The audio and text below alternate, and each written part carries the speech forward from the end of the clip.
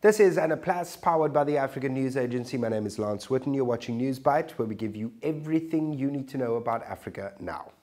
Families all have unwritten rules that allow for a harmonious home environment where everyone can work together. When you go out into the world of work, those rules are written down. It's again crucial to a harmonious working environment. When it comes to countries, interactions are governed by international relations best practices. But countries, like families and co-workers, don't always play nice. So you need things like trade agreements to help smaller economies get by and bigger economies to flourish. Now, wouldn't it be cool if African countries all worked together for the betterment of the continent and our people?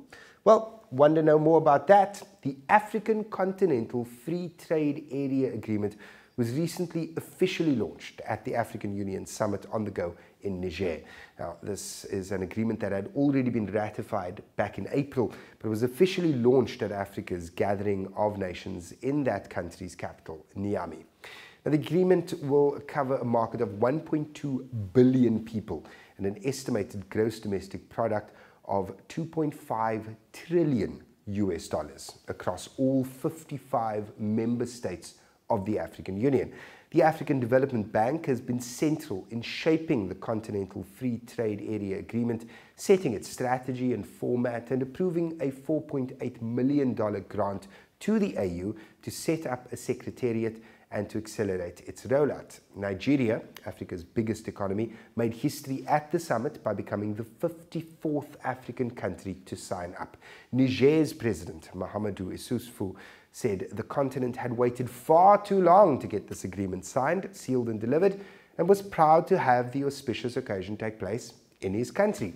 AU President Abdel Fattah al-Sisi and AU Chairperson Moussa Faki Mahamat both stressed the need to celebrate the strides the continent had made.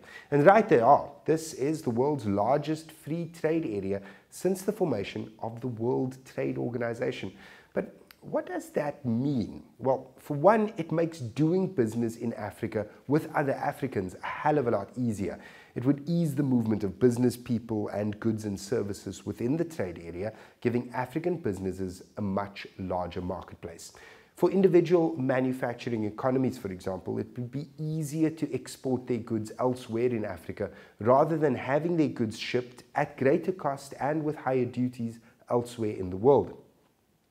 According to African Development Bank data released in June 2018, Central Africa's real income could increase by as much as 7% in the 2019 African Economic Outlook. East Africa would see an increase of around 4.2%. Look, unemployment and poverty are massive challenges in Africa. We're not going to deny that. But this agreement would assist us all in helping to stimulate economic growth. Africa needed to grow between 4% and 6% to turn the tide, the African Development Bank said in June. And the outlook I mentioned predicts Africa can add 4.5% to its overall GDP with the adoption and actioning of this agreement. In simpler terms, you can think of the agreement as allowing your corner spaza to now be able to go global. It gives entrepreneurs an in to a much bigger market, so they don't feel the need to have to cut it overseas.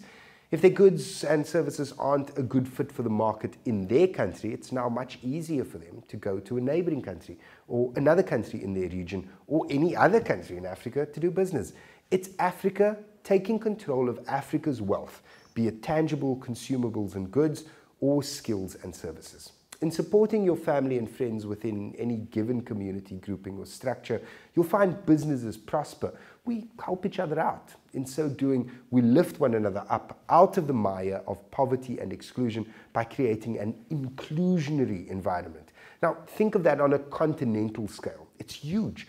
We can only hope the red tape that is so often inextricably linked with doing business in Africa will now be cut, leveling the playing fields for all to have access to all markets on the continent. All of this just leads to a more unified Africa, an Africa that is stronger, wealthier, and healthier together. Yes, there will be squabbles and teething problems, but hey, that's what families are for, right? We've never been the kind of people to shy away from a challenge. This is Newsbite on ANAplus. We make Africa matter.